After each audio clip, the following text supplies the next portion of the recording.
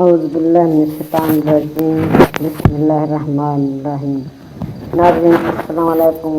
ناظرین امید ہے آپ خیریت سے ہوں گے۔ ناظرین آج کے موضوع میں کہ حج کے موسم میں جب خواتین حج کو جاتی ہیں تو کیا حاجی خواتین شیطان کو کنکریاں مارنے خود جائیں، اور اگر دن کو رش ہو تو کیا رات کو کنکریاں مار سکتی ہیں؟ کیا خواتین خود کنکریاں مارنے کے بجائے کسی اور سے کنکریاں مروا سکتی ہیں؟ تو جناب کہ رات کے وقت رش نہیں ہوتا، عورتوں کو اس وقت کنکریاں مارنی چاہیے۔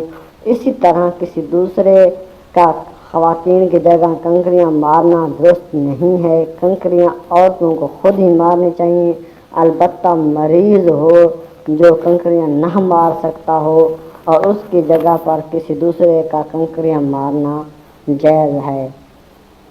اسی طرح ایک اور سوال کہ منع میں شیطان کو کسی دوسرے کی جگہ پر کنکریاں مارنے کا طریقہ کیا ہے؟ جواب یہ ہے کہ حالت عذر میں دوسرے کی طرف سے کنکریاں مارنے کا طریقہ علماء کرام نے یوں کہا ہے کہ پہلے اپنی طرف سے 7 کنکریاں مارے، پھر دوسرے کی طرف سے 7 کنکریاں مارنے کا طریقہ ہے، لیکن ایسا نہ کرے کہ ایک کنکری اپنی طرف سے مارے اور دوسری کنکری دوسرے کی جانب سے مارے۔ اس ترتیب کو مکروہ قرار دیا گیا ہے۔ ایک اور سوال کہ وہ مریض کتنا مریض ہو، کس حالت میں ہو کہ اس کی جگہ پر دوسرا شخص کنکریاں مار سکتا ہے؟ تو اس کا جواب یہ ہے کہ جو شخص کمزوری یا بیماری کی وجہ سے کھڑے ہو کر نماز نہ پڑھ سکتا ہو اور رات تک پیدل یا سوار ہو کر آنے میں سخت تکلیف کا سامنا کرنا پڑتا ہو، معذور ہو، جیسے آنے یا لے جانے میں تکلیف کے بڑھ جانے کا ڈر ہو تو رمی جائز ہے، وگرنہ خود اسے رمی کرنا چاہیے، شیطان کو کنکریاں مارنی چاہیے۔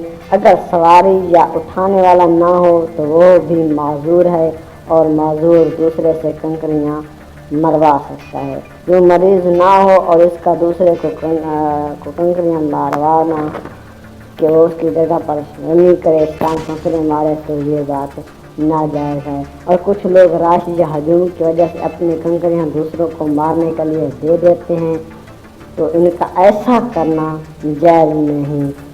ضعیف، بوڑھے اور کمزور جنہیں رش میں پس جانے کا ڈر ہو تو ان کے لیے رات کو کنکریاں مارنا درست ہے، جبکہ ان کو دوسروں کو کہہ کر کنکریاں مروانا بھی درست نہیں ہے۔